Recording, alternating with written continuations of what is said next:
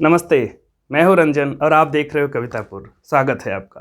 दोस्तों, जब कोई बच्चा 9th-10th से 11th-12th में जाता है तो आप देखो कि अचानक से उसका करिकुलम बहुत भारी हो जाता है। आप 9th-10th के जरा फिजिक्स केमिस्ट्री मैथ देखिए और 11th-12th का देखिए, कितना डिफरेंस है। अचानक से इतना डेप्थ भर दिया जाता है, अचानक से इतना लोड आ जाता है उस पर। दरअसल में ये वही समय होता है जब उस बच्चे का बचपन उससे छूट रहा होता है और उसका यौवन उसका स्वागत कर रहा होता है। ये वही समय होता है जब वो 9th-10th से 11th-12th में जाता है। तब उसके बॉडी में कई तरह के फिजिकल, मेंटल और हार्मोनल चेंजेस हो रहे होते हैं। ऐसा ही मेरे साथ भी हो रहा था। मैं क्लास 9th-10th तक एकदम ऑर्डिनरी सिंपल सा बच्चा था, हिंदी मीडियम का प्योर, और पढ़ने में कुछ ज़्यादा अच्छा नहीं था, बस ठीक ठाक था। 10th में अच्छे लेकिन मार्क्स आ गए थे, जिसकी वजह से लोगों के एक्सपेक्टेशंस बढ़ गए और 11th-12th के लिए मुझे साइंस स्ट्रीम में मैथमेटिक्स के साथ, फिजिक्स के साथ डाल दिया गया कि कुछ कर लेगा। और उसी समय जैसे जापान पे 2 बॉम्ब गिरा दिए गए थे, हिरोशिमा और नागासाकी पे, वैसे हमारे ऊपर 2 किताबी बॉम्ब गिरा दिए गए। एक तो एच.सी. वर्मा का और एक आर.डी. शर्मा का। एच.सी. वर्मा मतलब ये वाली किताब, ये मैं तब से लिया हूँ, 2006 में लिया था और तब से लेके आज तक ये मेरे पास है। इसमें केवल पहला पेज छोड़ दूं ये, तो इसके अलावा मुझे उस समय इसमें कुछ समझ नहीं आया था, कुछ अच्छा नहीं लगा था। दूसरी जो आर.डी. शर्मा है वो तो कुछ इतनी मोटी थी, लगभग मतलब अगर किसी के ऊपर गिर जाए तो वो हॉस्पिटलाइज्ड हो जाए। ये दोनों बॉम्ब हमारे ऊपर गिर गए 2006-7 में, और मैं भी जापान की तरह सरेंडर कर दिया कि भैया हमसे ना हो पाएगा। अच्छा, उसके कुछ दिनों बाद जब मुझे ये पता चला कि नहीं, मैं तो अपनी भावनाओं को लिख सकता हूँ, कुछ कवि जैसा भी मेरे अंदर है, तब मैंने इन भावनाओं को अपने लफ्ज़ों में पिरोया। वो मैं आज आपको एक कविता के फॉर्म में सुना रहा हूँ। चलिए सुनते हैं। तो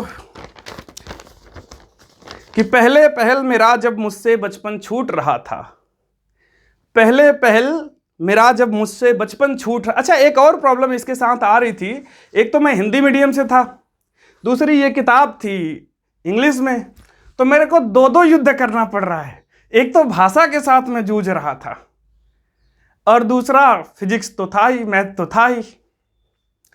तो सुनिए कि पहले पहल मेरा जब मुझसे बचपन छूट रहा था, पहले पहल मेरा जब मुझ में यौवन फूट रहा था, उसी दरमियान 2 लोगों ने जो आतंक मचाया, आज भी उनके डर से मेरा अंतस उभर न पाया।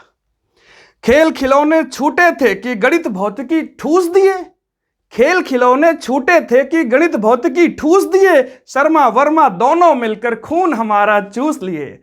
With due respect to Shri H C. Verma sir और श्री आर.डी. शर्मा सर।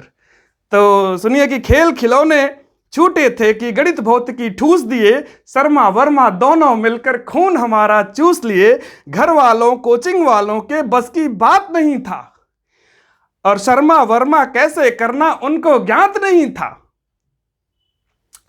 और सबने मिलकर झोंका मुझको, मैं आ गिरा अखाड़े में। सबने मिलकर झोंका मुझको, मैं आ गिरा अखाड़े में। लड़ा दोपहर भर गर्मी में और रात भर जाड़े में। एक तरफ थे शर्मा वर्मा, एक तरफ थे शर्मा वर्मा, एक तरफ मैं खड़ा अकेला। एक तरफ थे शर्मा वर्मा, एक तरफ मैं खड़ा अकेला। हनुमान ही जान रहे हैं दोनों को मैं कैसे झेला, हनुमान ही जान रहे हैं दोनों को मैं कैसे झेला। और वर्मा जी ने बंदर का जब पूंछ पकड़ कर लटकाया, एक क्वेश्चन इसमें बड़ा फेमस है उनका कि बंदर होता है, बंदर का वो पूंछ पकड़ के दूसरा बंदर लटकता है तो उस पर टेंशन कैलकुलेट करवाते हैं। अब ये क्वेश्चन बताइए, मैं 9th-10th में एकदम सिंपल फिजिक्स पढ़ के आया हूँ, वहाँ पे अब ये ऐसे क्वेश्चन कराएंगे तो कैसे बच्चे को समझ आएगा। तब सुनिए कि वर्मा जी ने बंदर का जब पूंछ पकड़ कर लटकाया, बंदर का तो पता नहीं पर मैं टेंशन में आया। सुंदर कन्या के कनफूलों से दोलन करवाया, उसमें एक क्वेश्चन और भी आप पाओगे बड़ा फेमस है कि एक लड़की होती है, उसके कानों के कनफूल दोलन करते हैं, उसका टाइम पीरियड कैलकुलेट करवाते हैं कि सुंदर कन्या के कनफूलों से दोलन करवाया, मैंने केवल कन्या देखी कान देख ना पाया, और पुल्ली पर पुल्ली पुल्ली पर पुल्ली गति करवाया। अरे मल्टीपल पुल्ली वाले क्वेश्चन मैकेनिक्स के, कि पुल्ली पर पुल्ली पुल्ली पर पुल्ली गति करवाया, ऐसे ऐसे प्रश्न देखकर मेरा मत चकराया, कि तरह तरह की उष्मा देखा तरह तरह की ऊर्जा, तरह तरह की उष्मा देखा तरह तरह की ऊर्जा, और मन में बात न उतरी उतरा मेरा पुर्जा पुर्जा, मन में बात न उतरी मेरा उतरा मेरा पुर्जा पुर्जा। और न्यूटन गैलीलियो से लेकर आइंस्टाइन के काम, न्यूटन गैलीलियो से लेकर मतलब एकदम क्लासिकल फिजिक्स से लेकर मॉडर्न फिजिक्स तक, कि न्यूटन गैलीलियो से लेकर आइंस्टाइन के काम, बेंजामिन फ्रैंकलिन से किरचॉफ ओम कूलाम, बर्नौली से मिला वहीं पर जेम्स वाट को पाया, और फ़ारेनहाइट केल्विन ने मुझको बहुत सताया, हीट एंड थर्मोडायनेमिक्स। और घूर्णन से घर्षण तक, घूर्णन से घर्षण तक कर कर मन का हो गया मट्ठा। जो रोटेशनल मैकेनिक्स है ना, वो भी काफ़ी टफ दिया है इन्होंने, कि घूर्णन से घर्षण तक लेकर मन का हो गया, घूर्णन से घर्षण कर कर के मन का हो गया मट्ठा, और रिलेटिविटी पड़े न पल्ले मारा केवल रट्टा, और बिग बैंग से शुरू किया था पहुंचा एटम बम तक। ये तो फिजिक्स की भी यात्रा है, कहते हैं कि पूरा यूनिवर्स ही बिग बैंग से स्टार्ट हुआ और अभी एटम बम तक हो गया है, उसके आगे चल रहा है।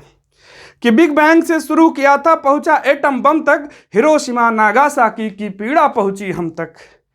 ऐसे ही अनगिनत लोग जो समय समय पर पगलाए, वही भौतिकी में जा कर के आगे वैज्ञानिक कहलाए। और शर्मा जी वो भी कम कहाँ थे, कि शर्मा जी भी लगे पिलाने घोट घोट अलजेब्रा, शर्मा जी भी लगे पिलाने घोट घोट अलजेब्रा, जो सरदर्द दिया उन्होंने बहुत देर में उतरा, जो सरदर्द दिया उन्होंने बहुत देर में उतरा। इंटीग्रल का सिंबल मुझको सांप सरीखे लगता। अच्छा, बचपन में जब मैं पहली बार इंटीग्रल देखा, तो चूंकि 9th-10th में तो कोई देखा नहीं रहता, पहली बार 11th-12th में इंटीग्रल देख रहे हैं, तो वो ऐसा कुछ सांप जैसा लग रहा था, ये क्या है। तब इंटीग्रल का सिंबल मुझको सांप सरीखे लगता, गणित भौतिकी दोनों दर पर फंड फैलाए बैठा। गणित में भी उतना ही रहता था और फिजिक्स में भी उतना ही पड़ा रहता था। कि कोऑर्डिनेट और ट्रिग्नोमेट्री बुरे इशारे करते, कैसे जाऊं पास में उनके सोच सोच के डरते। अभी बुरे इशारे का मतलब कुछ यूं समझो कि जैसे गणित का जो एक परसेप्शन है एकदम माचो जैसा है, और उसमें ट्रिग्नोमेट्री में थोड़ा स्त्री तत्व सा है। उसमें स्त्री तत्व का मतलब अगर वहाँ पे सब गणित को माना जाए एक हट्टा कट्टा बड़ा पुरुषार्थ वाला पुरुष, तो उसमें थोड़ा सा स्त्रीत्व भाव अगर आ जाए तो वो ट्रिग्नोमेट्री बन जाता है।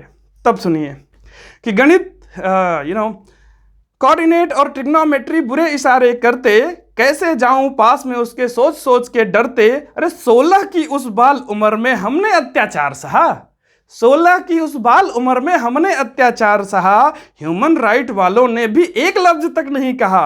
और गणित भौतिकी से तब से ही दूर रहा करता हूँ, गणित भौतिकी से तब से ही दूर रहा करता हूँ, शर्मा वर्मा दोनों को ही क्रूर कहा करता हूँ।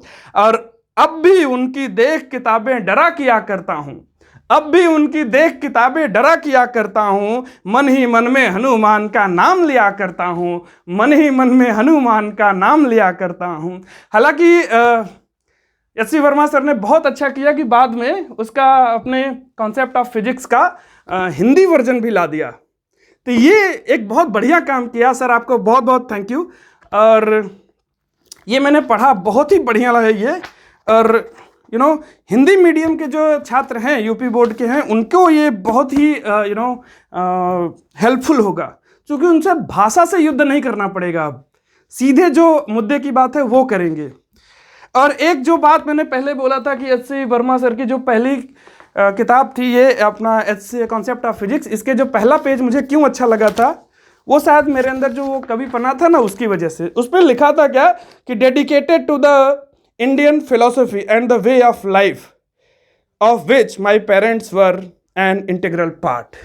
उसी को सेम इन्होंने हिंदी में भी लिखा है यहाँ पे कि भारतीय दर्शन और जीवन शैली को समर्पित, जो आजीवन मेरे माँ पिताजी की जिंदगी के मूल मंत्र बने रहे।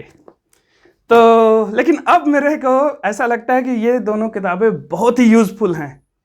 उस समय मैंने इससे दूरी बना ली थी, लेकिन लेटर ऑन आई रियलाइज कि नहीं, ये सबसे बेहतर है। और तब जब मेरे को ये रियलाइजेशन हुआ कि नहीं, ये बेहतर है, ये अच्छा है, ये ज़रूरी है, मेरा ही लेवल नहीं था इसको पढ़ने का उस समय, तब से मैं इसको, जब से ये मुझे को पता चला है, तब से ये मेरे हमेशा हमारे पास रहती हैं। अब भी मैं इसको पढ़ता और पढ़ाता रहता हूँ।